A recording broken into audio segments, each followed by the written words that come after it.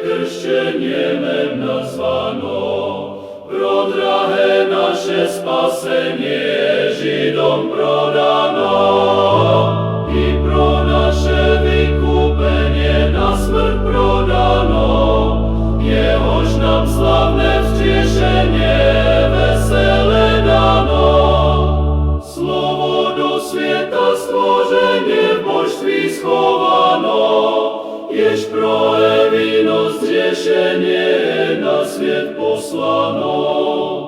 Dívce dřeve porozenie je zvěstovaná, z Davidova pokolenie božsky schovaná. Od něho